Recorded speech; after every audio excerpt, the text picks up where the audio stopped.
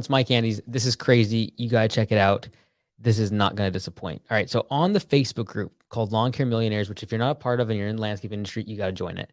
Check out this post. It's crazy.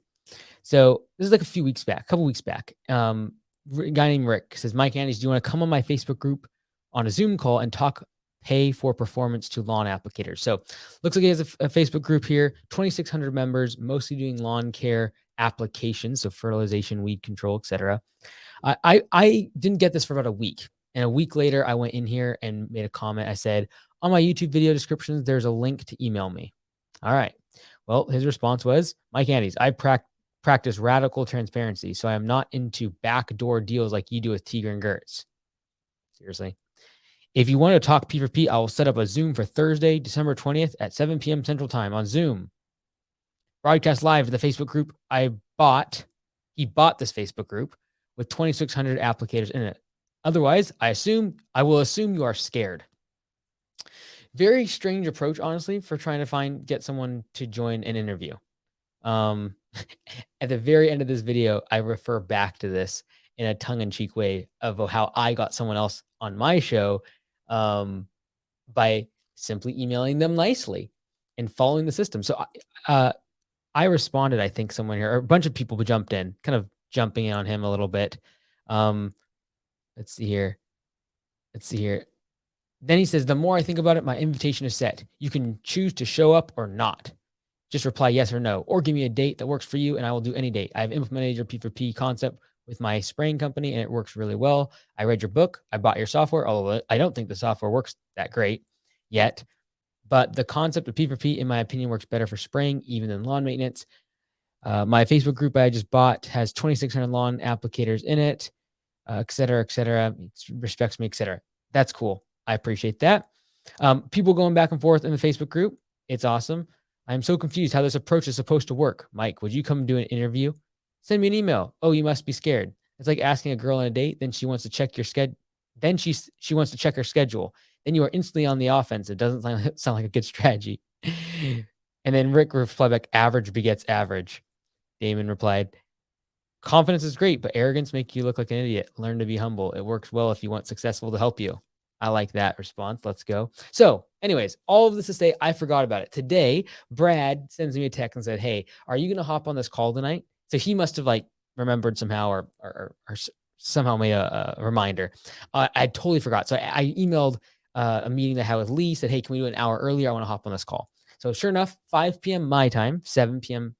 Central Time, I jump on the call. And this is what I saw. I just was waiting and waiting and waiting for 15 minutes. And nothing. So it turns out what happened is he didn't actually end up doing the setting up a call and then just decide, I can show up or I can't show up. There was no actual call set up. Oh, and by the way, my response to him originally was not a good approach to get an interview. Tigran has no back door. Since when has emailing someone not been transparent? Do you do all your business and communication through public Facebook pages? You can show screenshots of the emails if you really think that is needed. LOL. The email is a way for me to send invites and set up the call on my schedule since I miss notifications on Facebook all the time. So anyways, that was the prelude to how this conversation started, because this is what happened. He got a notification that I had joined his Zoom room, and he just hopped on. So he just literally hopped on, and the conversation started. And that's what I'm going to be showing you today. I'm going to cut out the very, very first part because he didn't know we were recording, and we addressed this a little bit more in depth, but you'll actually get the conversation that we had. And I think it was really, really helpful. So if you do any sort of lawn care, landscaping, if you're thinking about p4psoftware.com, pay for performance, we talk a lot about how you should do your billing, what frequency and why, and doing sales emails and open rates. There's a ton of good stuff in here. And hidden behind this drama of what happened in the Facebook group, this is a gem of an interview. And what's cool is it wasn't prepared for. It was literally just off the cuff because he was not planning for it. I was not planning for it. And I think it's a really, really good jam. So without any further delay, we're going to give Rick, just hold, before you cast judgment, because Rick, he was in some hot water. I wasn't happy. You'll see I wasn't happy on this call for the first 10, 15 minutes, especially. I was kind of annoyed. Because I'd never do this. I never just hop on calls to people that challenge me or say that I'm scared if I don't show up to it. So I was a little bit annoyed because I'm busy. I spent the entire day working, doing Zoom calls, doing a lot of stuff, and here I'm wasting time in my mind at the beginning. So, anyways, I hope it's of value. I hope it's of value to obviously the group that Rick has purchased, and hopefully it's just helpful. So, without any further delay, the interview with Rick, the guy from the Facebook group. Well, here we are with Mike Andes, the famous, the infamous Mike Andes is on professional. What is the group called? Professional Lawn Care Applicators. There he is. Let's go. Did you buy the group recently then? Well, I can't say exactly. I may have traded for a lot of Twinkies. That's all I can say. I can't really go into like legalities of that, if you know what I mean. Okay. So Okay. I don't know. Cool. I can't answer. I'll take the. Can I say I'll take the fifth? You plead the fifth. Yeah, I'll plead the fifth on that. So, cool. So you've been doing? Have you been doing any P4P in your business? Kind of give me a little bit of background. Yeah. We actually, so earlier this year, I've actually read your book. What's the name of your book? P4P. The why hourly is a failing formula. Yep. Okay.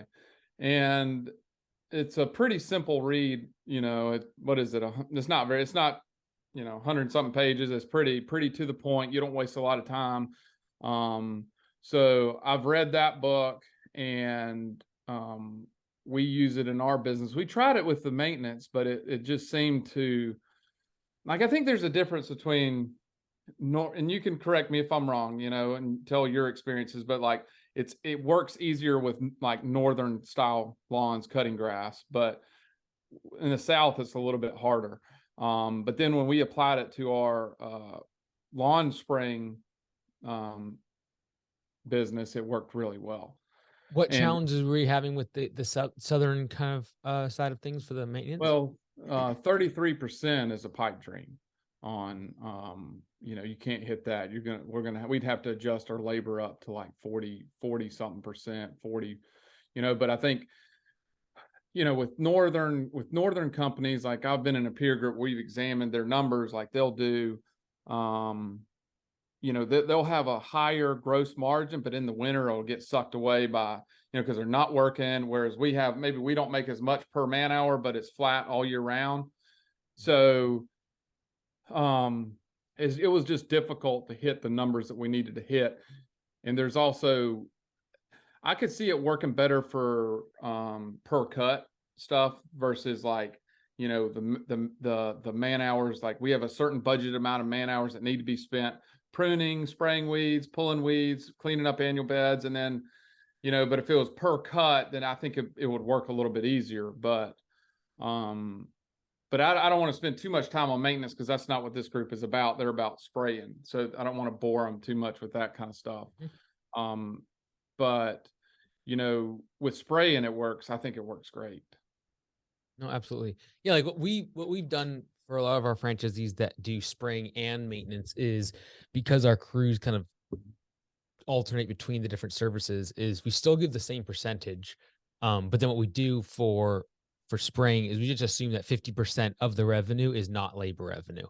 So whether they're in coration or dethatching or fertilization or whatever, it's like, okay, let's say it's $50 an app. Okay, only 25 of that's considered labor revenue. And so that's just a straight across the board. So theoretically, if you do the math on that, it's like you're really giving them about 16-17% of gross revenue on that, which we don't want to change that percentage because we want the guys to be able to just do the math in their head. But they just know that all fertilization applications, if 50% of the revenue is considered product cost. With an aeration. With anything. So anything that's treatment wise. So dethatch, aeration, and then any fertilization or applications, we do that for. And then how we basically explain it to them is like, hey, on the dethatching, that covers your debris. It covers the fact that there's a piece of equipment that we don't use every single day. There's more maintenance on an aerator or dethatcher. So they just know that 50% of it's considered labor revenue, and the other 50% is considered either product / maintenance on that piece of equipment that we don't use as often. Yeah, it seems complicated. Not too bad. So basically just think like if you're an employee, you just always know that 33, a third of labor revenue, you divide every piece of revenue you make for the business by 3. On projects, you know that there's product costs and there's estimate fees and dump fees and everything else. But they just know, okay, how many budget hours do I have? And I multiply that with the hourly rate they know that we charge the customer. There's your labor revenue. So on fertilization or application, they don't really care about what we're charging the customer. They want to see budgeted hours, right? So let's just say we charge $80 per hour. If they see 0.5 budgeted hours, they know that there's $40 worth of labor being made, and they're making 1/3 of that. So Why not? I mean, I guess, I mean, what is it? Is it what's that saying that says like an engineer makes what is that saying? It's like an engineer says a simple thing in a complex way, but an artist says a complex thing in a simple way. You ever heard that? I 100% agree that, simplicity is extremely important. And that's why we don't want to change that percentage between services. So what we do is we alter, the product cost because it's not part of the labor cost. What if you, let's say in theory, you had just a spray company and this was just like, instead of having 3 different divisions, because you were talking installation, maintenance, and then spraying. So like most of these guys on this, well, I don't know about most, but a majority of the guys on this are 100% spraying. Yep. So, when you're saying 50%, well, I'll tell you how we do it. And this is kind of, I took kind of what I've learned from you in the book, and then, and how we applied, basically your model.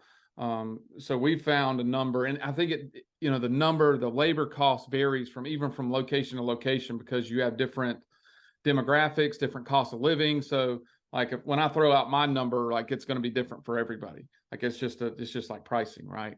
So we found a number and we've been experimenting with it for the last year. And I've been actually hand calculating it myself, so I could see how it's working every month. But like we pay, like in one location, it's like 17% off the top is what we pay. And then the technician looks through Service Autopilot and they see the bottom, like what they can calculate how much money they make every day based off the job cost. And there's transparency in that.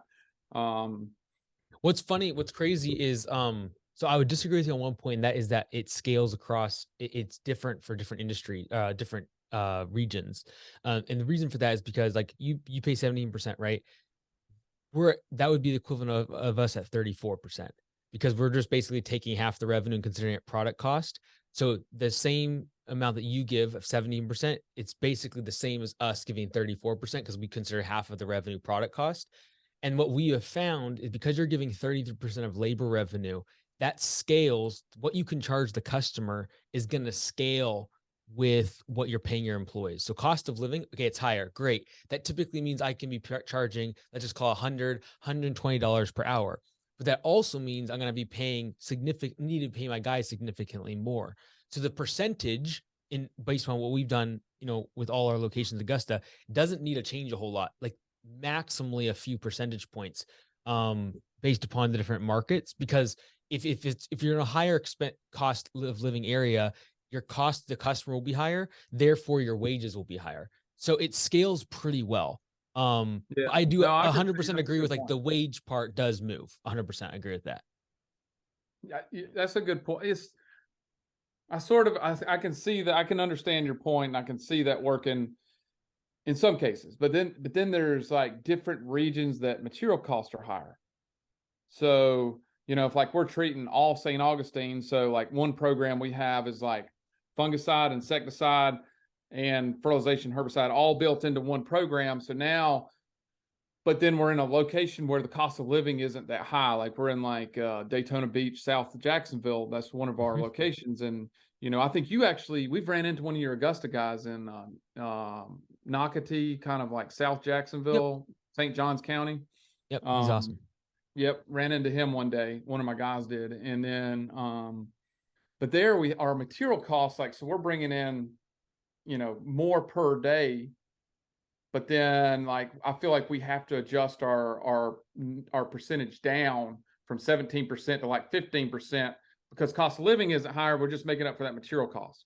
Yep. And that's why like inflation crushed a lot of people that were using P4P and doing a percentage of total gross, because really ultimately all you want to give the employee is a percentage of labor revenue. Right. Okay. So what you're doing is works just fine as long as you're just doing applications. So you're fine. Right. But then there'll be fluctuation between regions based upon product cost. I don't want anything with product cost to do with anything with the guys. So that way, when it comes to my estimate, I'm looking at budgeted hours separated from my supply cost, right? And that's why I only want to give them percentage of labor revenue. But by doing that, you have to have budgeted hours. And so your way, you're right, is 100% more simple. 100% agreed. It's what I wanted to do for years and tried to figure out how we could, like, what's that number? Can we bring it off of 33 to account for the fact that we're giving a percentage of labor of a product cost? But the problem with it is, especially when you get into hardscaping and landscaping, when your material cost is making 30-40% of your job, it inflates the guy's numbers so much. And then they're just left at the whim of whether the estimator is not based upon performance, right? Yeah, I could see. I mean, in Georgia, we do a lot of, or we've kind of scaled down our install there. But yeah, you could do a job with 10 $4,000 Japanese maples that Yeah. conflates the whole job, and then your guy. I understand exactly what you're saying, but I think, but some guys are probably going to say, well, fertilizer costs are going to they have been exploded. They're adjusting. Like, how do you answer that question? So then the product cost should be going up. So for example, if I was doing what you do, which is just fertilization application, what I would personally do, I would come up with a percentage of the revenue that's going to be considered product cost. And that number can move. And you just be open and honest with your guys, like, hey guys, the cost of nitrogen is going through the roof. We're going to be moving that number down that you're getting. However, we're going to raise our prices to the customer, so they're going to bear the brunt of it. But the percentages, we're going to have to move that. What percentage of the revenue is coming from labor versus product, right? I'd try to not move it as much as possible because I want my guys to know all the time. And that's why we fix that number. It's like based on just the budgeted hours. The price to the customer might go up and down, but the budget hours don't change, right? So, Like when you're doing budgeted hours, like yep. let's say like on spraying, like I know 7,000 square feet takes 7 minutes. And that's including like pulling the reel out, putting the sign in the lawn, everything. So are you saying like on your spraying, you're saying that is 7 minutes out of 60, whatever that is. What is that? 10% or so. Yep. Yeah. So you're saying like you have 0.1 man hours to get this done. And you're Exactly. budgeting for that on every job. Exactly. So in service output, they punch in, they're going to see their estimated time and then estimated time remaining. And they're going to see the estimated time remaining number going down, down, down for 11 minutes until they go red. And then they're overtime. And their simple goal is, because a lot of them, when they first get started on P4P, they don't understand the numbers. All they know is beat the budgeted time, beat the budgeted hours. And so that's a little bit easier for them to understand at the get. And then I think it would be good can you explain to the guys like, like kind of like your base rate and then your and how they kind of sync and make and kind of sync with the IRS where you never have to worry about, getting pinged for overtime. Yeah, so we basically are always tracking their hours, all right? And so whether you use the app or not doesn't matter because we use Excel beforehand. So no one needs to buy my software, especially if they're doing something really, really simple. When it comes to one service, you have like a percentage of the total revenue. You probably don't even need our software. You could probably do it in Excel. So basically what you're doing is you're tracking their hours that they're clocked in, and you got to make sure that you are paying them that at least minimum wage plus overtime. You have to make sure you're paying them that. And that's why you guys still track their clocked hours. Ultimately, if they're crushing budgeted hours and they're crushing P4P, what they're getting paid per hour and their clock in, clock out time doesn't matter. But you need to track it from a legal perspective and ensure that they're making at least a certain hourly rate, which is minimum wage plus overtime. Now, if you guarantee a higher wage as your base pay than minimum wage, you need to make sure it is that base pay plus overtime. So for example, we give $18 per hour as our base pay plus overtime. We have to ensure that we track that and then we make sure that they make at least that amount in a pay period. Anything above that, we consider performance dollars, and they can be significantly higher than that amount if they are efficient and moving quickly. And anything above that base pay plus overtime is on the table for yellow slips, callbacks, damage cases, etc., because that's considered a bonus. So on a W-2, on a paycheck, you're looking at base pay plus overtime. We have what we consider our hourly wage would be our base pay. Then obviously any overtime, and then anything in excess of that they earn on P4P, we simply are counting as a bonus. And that's why we can manipulate that number. If they make a damage case, there's callbacks involved, what we call yellow slips and things like that. Yeah, and I think that's kind of the beautiful thing about spraying. It's easy to be productive on, what is your average? You have an idea what your average spray guy is making per hour above? Like if his base is 18, what is he actually making on a productive one? So we don't do a ton of spraying, but like I can say like our average guy is probably making $24 to $26 an hour doing maintenance, mostly a little bit of landscaping. We kind of do, basic services. We don't do a lot of spraying, mostly just because we're trying to, getting licenses for all the guys and scaling. That's a little bit more difficult. But yeah, $24 to $26 an hour, which is in most places. If we we also offer medical benefits, though, paid time off for 2 weeks. We do a bunch of benefit stuff too, but it's usually a little bit higher. Like I'd say usually 15 to 20% higher than the market, just because of P4P. Yeah, and I think what we found is kind of similar to that. Like, we start out with a base of like we had a whole career ladder kind of mapped out. You start at that $15 an hour, but if you're on time every day and you don't miss any days, it's automatically $17. So if you are a decent employee, you start at 17. And we're in the South where things are a little bit cheaper. Cost of living is a little bit cheaper. And then we had all these maps out, and then once they got their truck, I think it was 18, and then if they passed this applicator test, it was this, and I had all these steps built out. But then when we started using P4P, they went from $18 an hour to, I want to say, it depends on the route too, so it's like $22 to $30 an hour, depending on, we have one guy that does $30 an hour, $28 to $30 an hour on average. And but it's kind of like, and I've talked, there's people on this forum that kind of have seen the same thing, where there's like these anomalies where you have a tech that likes to hump it, a big enough yard where you're efficient, you don't have as many stops, and but at the end of the day,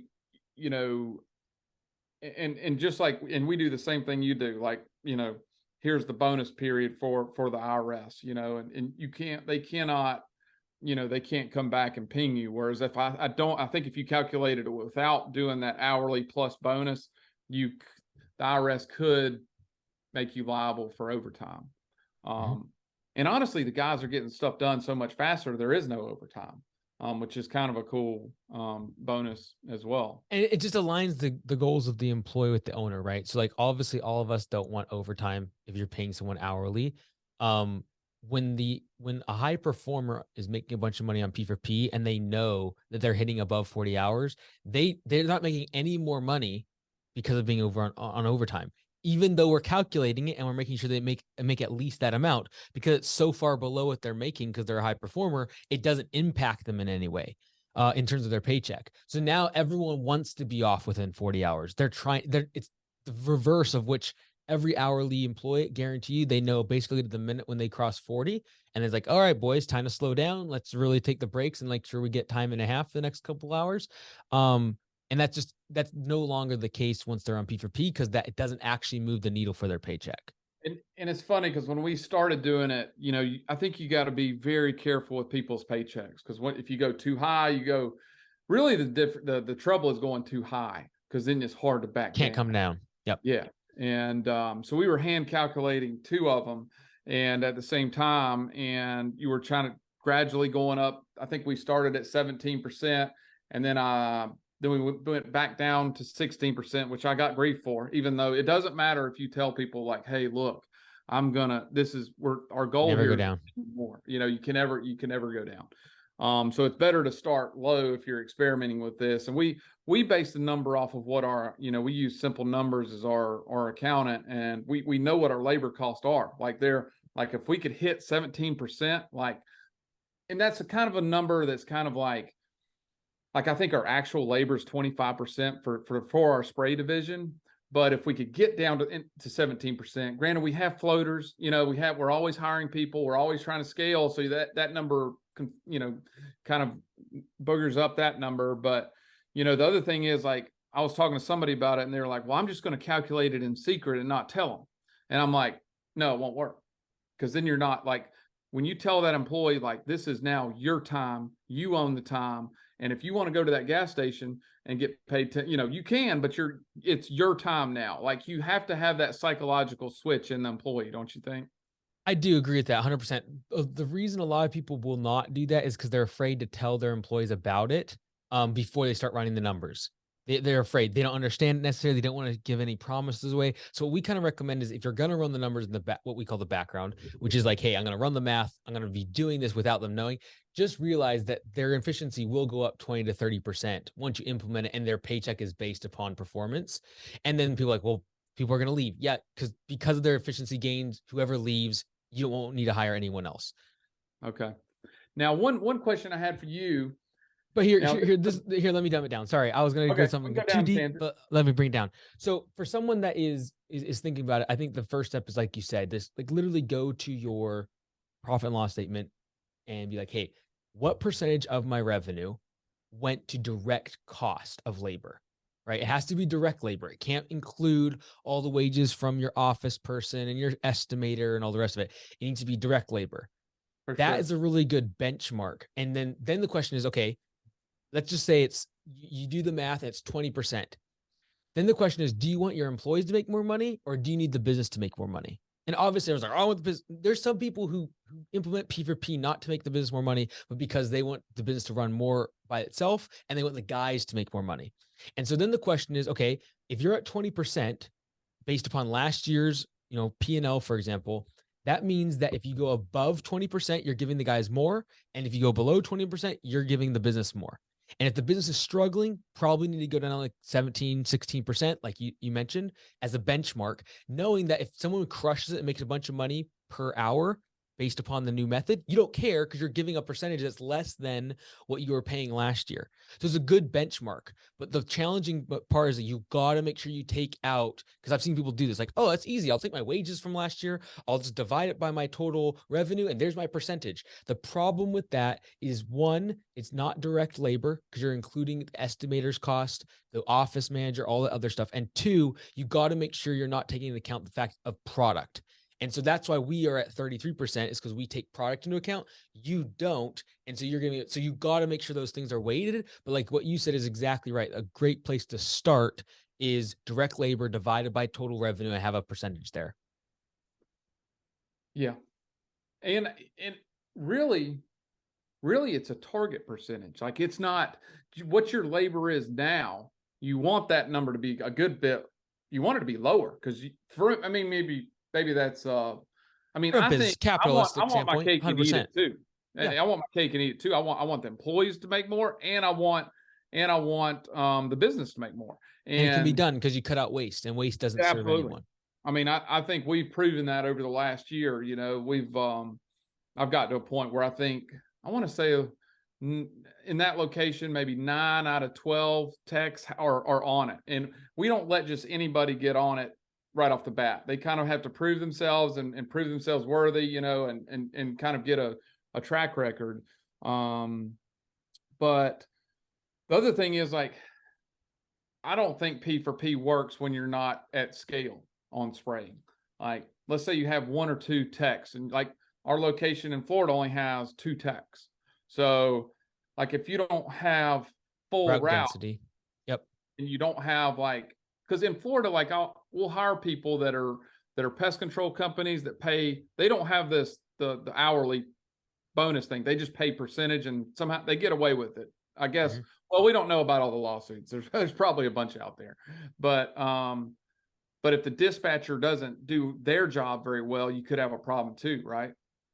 Yeah, and that's like, for us, why we encourage our franchisees to do such small territories, because it could literally take you 2 or 3 years to get, in the world of applications, several hundred before your route dense enough if you're trying to serve an entire city like Austin, Texas, right? Whereas if I just bite off a little piece of it, like Leander or a small suburb where there's 15, 20, 30,000 people, and I'm going to stay within a mile radius, I only need 100 or 200 people to make myself a route and be profitable and efficient at it. And so a lot of people that are thinking about growing their business, it's like shrink your service area so that you can become efficient and you can be on P4P, because usually the first year in business, even for our franchisees, their guys don't hit P4P. And then they wonder, well, I'm having all these hiring issues. Yeah, because they're not on P4P, but they can't do P4P because they're driving 10 minutes here, 5 minutes here, 8 minutes here. And it's like, look, you just need a hyper focus on a very small market so your guys can stay more centralized and be efficient and get above base pay. So kind of what you're saying is like when you start, and really this might be a good rule of thumb for business. I don't know. That might be a good rule 100% of thumb for marketing and everything. 100%. Because you can boil like the puddle target, a lot easier than the ocean. Target one small area, and then like if you started here and then you built that route out, then you built here and then you built here, and your marketing's probably also a lot more effective as well, because you're like pounding the hell out of somebody versus like taking a shotgun approach, which is probably diluted and weak. Exactly. Right. If you're trying to market to say 1 million people in a metro area, the chances of you getting in front of every single person, you're probably have to pay $20,000 to do that just one time. Whereas if I go after 15 or 20,000 people, I'll get in front of them 10 times for a fraction of the cost. And the penetration, the brand penetration will be so much greater in that area. People will be like, oh, I see you all over the place. That will happen way sooner if you market in a smaller area, because now you're doing all your jobs in this little market instead of going all over the place and, again, trying to boil the ocean. And I think, there's not something else that I think is kind of interesting about what you just said. Let me ask you this. When you're starting a new franchise, would you rather target a large metropolitan area or a secondary market? Secondary market. They grow way faster, and they get to the P4P benefit kicks in way sooner. That's kind of what we learned is like, in a large metropolitan area, the competition isn't fierce. And it's probably more about online. It's more about online, like getting the customers. You're trying to displace people that have thousands of clicks a month, versus if you go into a market that they still might dominate, but they don't go after them online because they're going after the big fish, right? So we can dominate. We can get to the top in a month or two in some of these markets, versus if we went after the primary market, it'd take us 6 to 12 months because there's such established people. And the home advisors and Angie's and lawn starters and all them, they spend money mostly against primary markets because they have a wider net, because all they care about is net. They just care about a number of leads. They do not care about quality or where they're at. So if you're targeting a city name, the chance of you ranking organically is extremely hard. And some people that want to play, like I'm not against SEO, but sometimes I feel like if it's a game that takes years, right? And if you're going into an established market, do you think like if you were going into Nashville or something, is it even worth doing SEO? Because how far are you behind the major players there? Depends how good you are at SEO. No, it doesn't take that long. It's just a matter of, is it 6 months or 12 months, which is going to be in those harder markets, or can it be a month or two? Well, the way I look at it is like you might have like a $50 million company there that spends $1 million on SEO and blogs, and they have for the last 10 years. And like if you're a smaller company, the way I view it is like, I'm never going to catch up. I'm not even going to play that game. Because their $10 million is being spent on the primary. So that's when you take the little tiny secondary that they're not targeting as much. So you would focus on like an outskirt city in Nashville and just like laser hyper focus on that. Because two things. What we see in this industry is, one, the guys who have been around for that long, they are not actively changing their SEO very much. And what they'll do at that size is they'll go after the big primary market. So the secondary ones are always the easy ones to conquer. And we know this. Our franchisees that are in big markets and they use the primary, it'll take them 6 to 12 months. But we've gotten within days, if not hours, on the front pages of Google for the tiny secondary markets, and they just crush. Their customer acquisition cost in the first year is less than half of the guys who go after the bigger ones.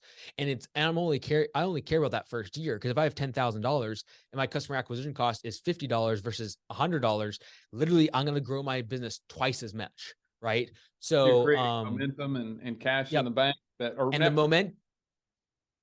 the momentum is the thing that allows you to get the brand penetration, that if you want to go after the primary market, you can in year 3 or 5, right? And actually have something to say for it and have a brand behind it. No, that makes a lot of sense to me, actually. Just picking one locale and just going hard. I've probably I've done the opposite and it hasn't worked very well. So that's interesting. I think we seem like we have better luck in secondary markets. There's the big competitors aren't there. And really, like, it's not so much the big competitors, the big local competitors that are good, that are the problem. You know, it's And the not like primary names are too spread out. Typically, for actually being efficient with your route when you're first starting out and you have less than 1,000 customers, like, you need route density. And so if you're going to target Dallas or Phoenix, like, you're literally talking about from one side to the other driving an hour. So why would you go for that when you have this little market over here? You can just dominate with SEO. And yeah, if you get $1 million in revenue, yeah, then pop over and try to conquer the world. Right. But too many people spread themselves out so thin. That's why P4P will never work for them. And I get lots of people coming like, this will never work. I'm at 50%. You're like, yeah, the reason you're at 50% is because 30 to 40% of your day is being spent in the truck. And so it's very difficult to make P4P work in that case. Yeah. Now let me ask you this on the bonus. Okay. It seems like I've read something about the IRS, like, you know, if you pay them per hour and then you pay them a bonus, is that bonus supposed to be calculated with overtime? So it depends. It's all how your employee contract is written up. You should obviously talk to your Department of Labor, wherever every state's a little different on this. But based on what we've done and what we can see in terms of legal across all states, because every state's a little bit different on this exact topic. But usually what comes into question is waiters and waitresses and their tips. And they do not have to pay overtime based upon their tip average, even though no one cares about the minimum wage that a waitress makes, because they'll make triple that on just tips. So that's what the industry that's always brought into question, along with the gig economy like Uber and Lyft, et cetera. So those are the two industries we're always watching and seeing, because this industry is mostly dictated by case basis. So when a ruling happens, I'm always watching which direction a state will go, because this is almost always determined based upon which cases have gone the highest to the Supreme Court or below that, if there's different ranks marked for that. So I'm always watching that. And typically what I see is you can get around that by making sure your employee documents state our base pay is this, and this is what you're getting paid per hour. You have the option, the ability to make more based upon performance and if you're efficient. And that is completely separate from what we're actually going to pay you. And so the challenging part with that is it's harder to appeal to people than saying, oh, you're going to make $24, $25, $26 an hour pushing a lawnmower. That's a lot easier to track talent. So you got to be very creative, but yet walk the line of legality when it comes to the way you hire and your employee documents and your hiring ads. So where a lot of these companies get into trouble is in their hiring ads, they're advertising the wage that people are making, including that bonus, and that's promised to pay, and therefore you are liable for that dollar amount in terms of time and a half or overtime. So we always just advertise, hey, this is what we're making. We make sure, like, in our wages column, it's like that's your starting pay is $18 an hour, whatever our base pay is in that market. That will cover you 99.9% of the time legally. But then you also got to make sure employee documents are very clear that they sign on what is what. So back to that Indeed ad, like, or whatever, whatever you're using. Like, is it, so if I feel like marketing to the max amount, right, that's going to attract So in your ad, if your highest paid person is $26 an hour and your Indeed ad or whatever it is, would you say up to 26, or would that put you in trouble? A range is really healthy. And so what we typically say is, our base pay is what their compensation is. That's what we'll put in all the boxes. We'll make 18 sure to that 26 or whatever? no, so we will advertise the 18 to 20 or like the range, right? So what we typically do is say, hey, this is your pay, $18 per hour. However, you get bonuses based upon your performance and how efficient you are. And the typical first year employee makes between $24 and $30 per hour. And you can get wild with it. Like we do have guys making $35 an hour. So we could put that in there. I usually keep it conservative because I just want the expectations to be a little bit better. Yeah. But if someone's really needing a higher level person like certified tech, things like that for spraying, I would definitely use the higher end of that range. But we just try to stay actually in the like I know, for example, at our first location, what our averages are. And it's like $25, $26 an hour. I'm not going to stretch it, even though some guys do make 35. I'm not going to say that, but you could absolutely do that. But you got to be very careful with saying, what is the compensation? And so we always say, hey, you make $18 an hour, but you make bonuses if you're really efficient and you move quickly. And our guys have, on average, our first year guys make about 24, $25 an hour. And usually that's just fine. Okay. So as long as the Indeed ad says your base rate, and then you can kind of give a range beyond that. Yeah, honestly, everyone should just literally take your employee documents and take your hiring ad and take it into your local Department of Labor and you say, hey, can you look over this? They cannot fine you based upon what they find in that meeting. And so I would recommend that highly, just to go in and ask for a compliance review. Say, hey, this is what my hiring ad looks like. This is what my employee documents. Can you please let me know if there's any issues with this? It's cheaper than going to a lawyer. Oh, hell yeah. I hate lawyers. Okay. Now let me ask you this. Okay. So let's say you have a direct labor cost, you track that. And let's say I know mine for that division is like 25%. With P4P, what's the biggest reduction in pay in direct labor costs that you have seen? On average, you see 20 to 30%. That's why we say if someone's running the numbers in the background to assume that number. So if I was, at 25, someone ran their numbers, the direct labor is 25. I would probably say you could expect if you change it tomorrow to be down or against 20. And then his question is, okay, do I need to make more money or do I want my guys to make more money? All right. If you go too far below 20, they're not going to be able to make above base pay. And therefore, they're not going to be incentivized to work harder.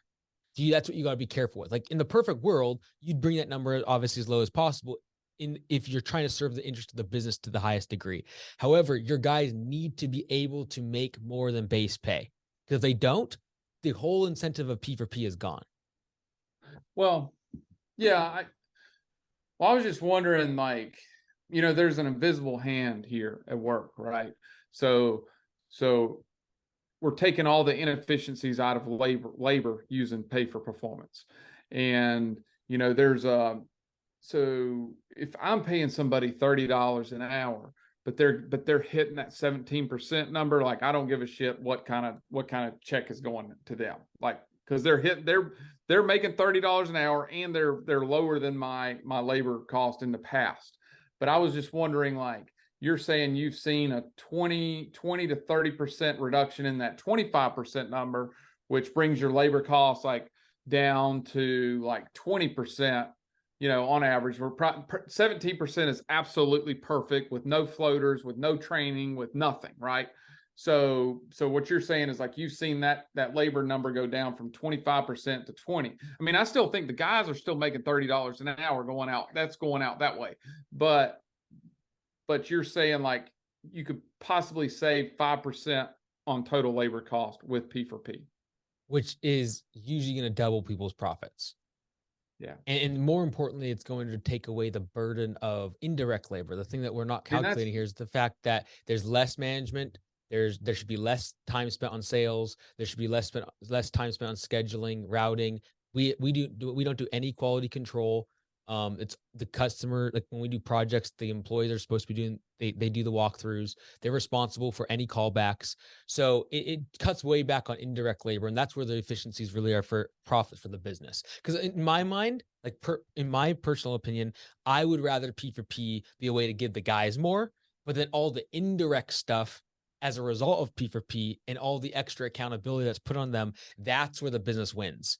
And so that's why I truly can call it a Let's go through, win-win-win. let's go. That's one thing we haven't hit on is like your yellow slips. And because there's some guys on here that are going to be like, no, they're just going to blow through yards. They're going to spray them they're too fast. They're going to put, you know, it'd be the incorrect rate of application because they're going to be walking too fast, not putting down enough fertilizer or herbicide because the rate changes. You know, the one thing about spraying is like the walking pace or the whatever it is. Let's just use, you know, pulling a hose for example. That rate has to stay the same, or you know, the business, you know, it's bad, right? So what do you say to those guys that are like with quality issues? How do you control the quality? Yeah, the waste in especially treatments is not on the property.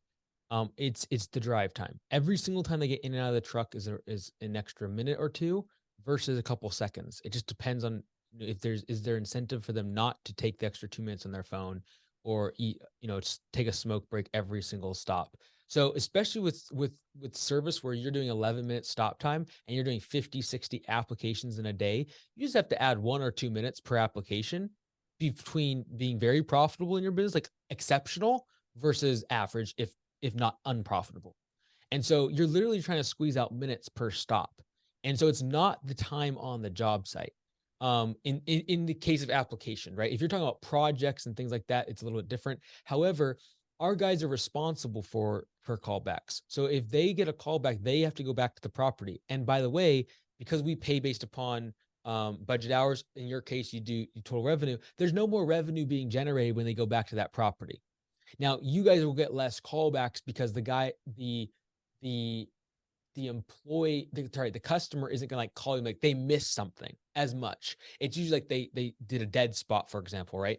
So for example, if they do a dead spot because they mess something up, they're going back to that property, they're putting the seed and the soil in. There's no more revenue being created. Therefore, you're not making any more money on P4P. Also, what we do just create more of a cultural pressure is they have to read that yellow slip off at the next team meeting. And so what that means is they come into the office. Let's say there was a mistake that came into a callback or a complaint came into the office. The office doesn't react to it. I don't go back. A general manager doesn't go. No one goes back. Write out yellow slip. It goes on the board and they see it when they come back from the day when they're hanging up their keys. They know that within 48 hours it has to be solved. And at the next team meeting, they have to read that to the entire team. And that's going to include what they did wrong, what customer's house it was at, and then what they did to resolve it. And they have to go talk to the customer and sign off on it. And so it puts the accountability back on them and it makes sure that they have the compensation pressure because them going back crushes their day. You're talking about something that they skip something that takes 30 seconds. They might have to take an hour the next day to go fix it. And so it crushes them on P4P, but it's also then the cultural pressure of who wants to stand in front of all your coworkers and admit that you just made a stupid mistake. And so that's what we call yellow slips. That includes things like damage cases. So if they do damage and we actually have to pay something out. For example, in your case, I know the thing that we hated was like burns on pavement. Like if the sealant, because of the nitrogen and stuff, like if they don't blow it off and then that happens, or if they double pass something going through a gate and then now there's burn marks, all of those damage cases again is going to come off performance dollars, which is anything above base pay plus overtime. So we just put all the accountability of quality back on the team because they're the frontline team members and they have the best impact on how the job actually goes, the quality of the job and the customer satisfaction. And so again, if you're going to be the owner, GM, whatever, and you're going to go back and fix all the mistakes for your crew, how can you expect them to take accountability and ownership of their job? Right? If we're going to give them P4P and like the upside of crushing it, you have to give them the downside.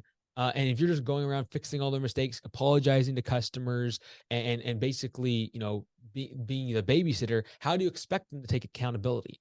So we put it back on the guys, and they don't. It's not fun to go back to a customer, knock on the door, apologize, and then do something that would have taken you 30 seconds, right? And now you've lost an hour of your day. You're to talk in front of your team. So there has to be, a balance between quality and quantity, and that's what we found is a good balance.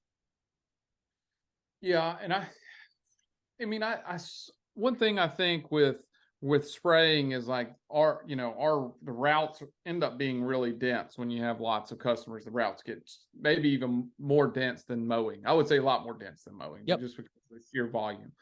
But so even though they have like our guys might have to go correct a problem, for us it doesn't like murder their day, but it might, like you said, it might increase the time they get off till 30 minutes or something, and it's not going to just crush their paycheck for them. I mean, they can always have that hourly, to fall back on. So, but I do think it's like constant accountability, and in their mind, they're thinking I'm doing this for free, and they are, but it's not like, to me, I don't think it crushes their paycheck.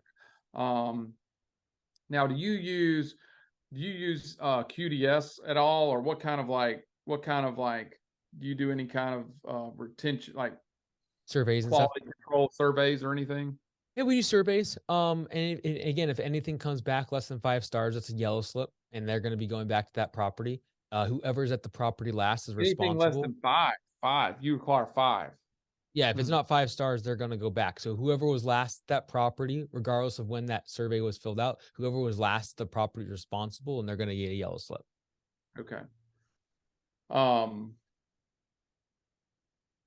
Now, I will say in the spraying world, what I've kind of learned is it's a little different in maintenance. Like I would say, like maintenance, a lot of times the complaints are easily, they're justified a lot, but like in spraying, it seems like, because we do those QDS surveys that sync with the software, and so we're getting feedback off every single application. Was that what you're doing? Like after every visit, you're getting quality control feedback? No, we do every 90 days as the max. Otherwise, people start to get annoyed, and more importantly, we want them to open up our marketing emails, because we love upselling. So we try to limit that as much as possible, but we need it at least quarterly. Okay, so we're doing them after, I guess, on like a 6 or 7 week interval, which could be, but we have a higher cancel rate than maintenance. Like maintenance, I don't even monitor what our maintenance does, but it's probably pretty low compared to, there's more turnover, there's more churn with spraying. And even honestly, it's the first 90 to 180 days that you need to be surveying. After that, a customer either likes you, they don't. And I think anything in terms of too often of surveys can create a little bit, like, people just don't like it. We've had people back in the day before we started throttling it, where they would say like, "Hey, I think you're great. Stop asking me." Right? Because it's like, look, we've been with you for 5 years. Like, what in the world? So yeah. It may be even more so for spraying, because like I feel like maintenance is more of like a relationship business. Like there's more you're there on the property more often, whereas spraying, like it's not a relationship. It's more, I want to say, more commoditized than the long distance relationship. You're not close. Right. I understand. Yeah. So I mean, that's actually good advice for us if we're pinging them too much, because I know.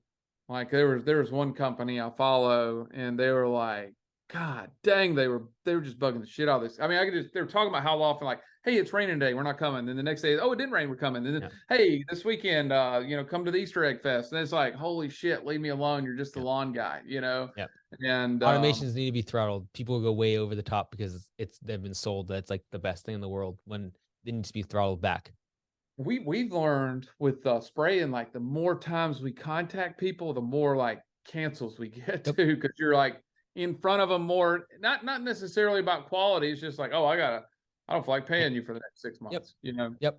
That's why we don't do like as frequent a billing as most people would recommend, because we want them to open up the one email a month that we send that's trying to upsell them into another service, and they will not, that open rate dramatically drops as we send more emails, whether it be automations or surveys. I think that's pretty huge. That's a pretty good. Like our open rate on those marketing emails, if done right, is over 60%, which is unheard of. But that is 60? Never 60. The reason that happens though is because if it's done right, someone who's opening up an automation a week, a survey a month, an invoice every single week, and the receipt from a credit card processor, and now they have 15 emails from their long guy, not going to open up the one email I want them to open up a month, which is a sales one, right? And that's where the average of 5-10% open rates come into play. So it's a business model, because there's obviously pros to having more surveys. There's obviously pros to having more automations, but ultimately the only thing I care about is the bottom line. And if it doesn't move the business forward, customer service, it's like, look, have someone that can answer the phones, and 1 out of 100 of those surveys will call you. And that will be less impact to the business than if you just don't email everyone, but you send them a sales email and half of them open it up and click on it, and you have a 20% conversion on it and sell $50,000 worth of work, right? So it's a different different business model. No, it makes total perfect sense to me. Now, I thought of something else. How do you get rid of that credit card receipt? Is it, do you still send an invoice and then it sends the customer another credit card receipt right after you've run the card, or? It just depends on your processor. You can change it. Most processors, you can just remove the receipt from being sent. We don't really. Is that what you do through Service Autopilot? Like, do you not send the receipt? Some of our franchisees do. Others like to have it there just so that way the customer knows it actually went through, because their payment portal is pretty lousy. So some people like to have it just as a double confirmation. And then some people will only let that go through an auto pay. So they won't send an invoice that has marked paid on it, because they know they're getting the receipt from the processor. So again, if they do that, they're literally getting 1 email a month from us, which is the sales one. Okay. So when you're doing, so you say they're getting 1 email from you a month, are you tying that to the invoice, like an upsell and an invoice at the same time? Nope, totally separate. So that way I can hook them in. 1 upsell and 1 invoice a month.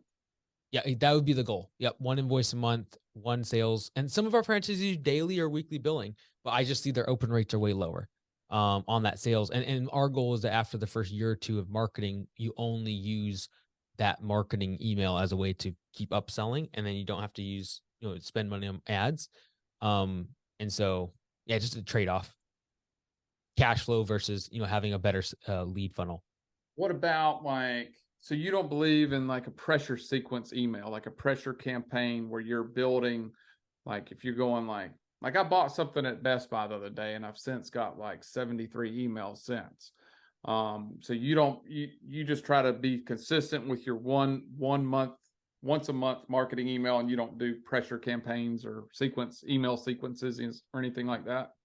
No, honestly, most people listening to this, I'd say 99% of them, if they just focus more on P4P and cutting out waste in their business, they make way more money than if they try to figure out all these pressure campaigns, like, and all the rest of it. And all these sequences and automations. And I think this is like the spray world's nemesis for the people that are really into it, is they can get very technical and they start to over communicate. They start to do weird stuff because it's just like, oh, this is like automating my business.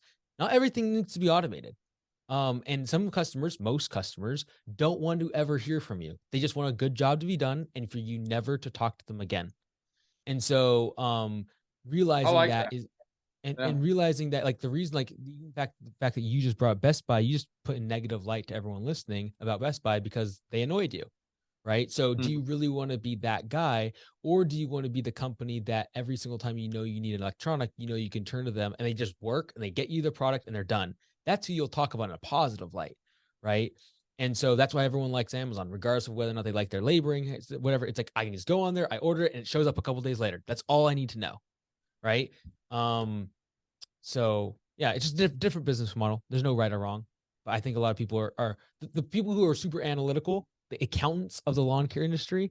They get way too analytical into automations and they overuse it, especially in a CRM like Service Autopilot, where there's so much customization, when literally you need about 4 to 5 of those automations.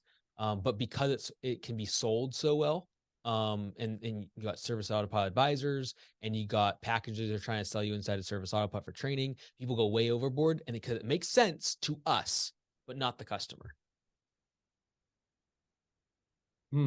Yeah, you kind of got me thinking about, I know when we complete a service, we send them a form, giving them the condition of the yard. We send them an invoice, and we send them a credit card receipt, all within, like, I don't know, 48 hours. Send them And one email with buttons at the bottom. Would you like to know the condition of your yard? They click on it, then it goes there, right? Just limit communication, right? yeah, yeah. No, I totally believe that, because I mean, there's sometimes we'll send out an email and we'll just watch the cancellations come in. And it might be something like, you get to where you're like, you just get scared to send out emails because you're going to get cancellations.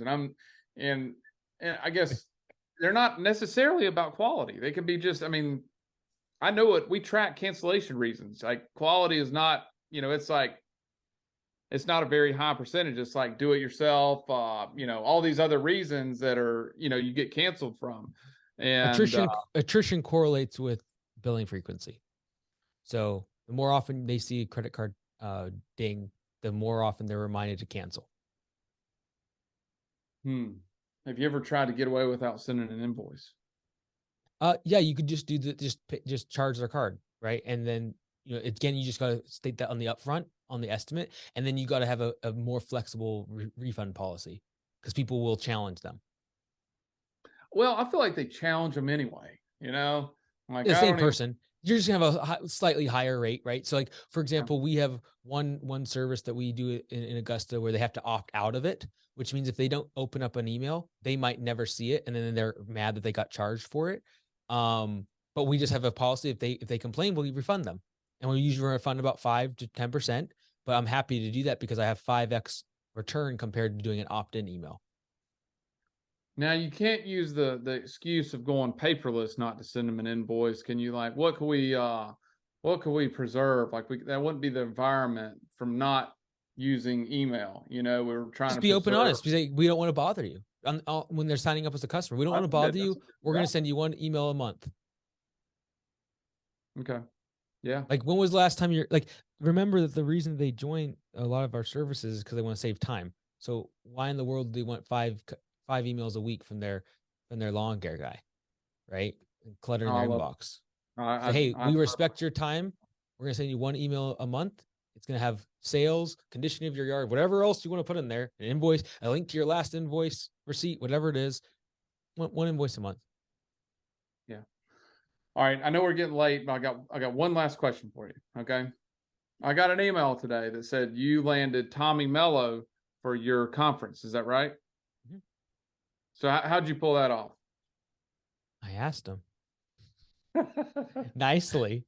I mean, with his email. Nicely. Yeah, with his email. Well, that impressed the hell out of me. I was like, damn, that is awesome, man. I mean,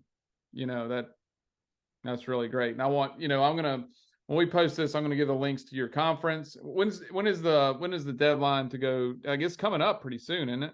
It's coming up. We'll probably sell it in a week and a half, I'm guessing. But yeah, it's January 5th, 5, 6, and 7. So it's a Thursday, Friday, Saturday. January 5th. Wasn't that the what was that? That was the date that the Capitol got stormed. What do you call that? The 6th, January 6th. The resurrection, or no, it wasn't the resurrection. It was the insurrection. Insurrection. Insurrection. That's what it was.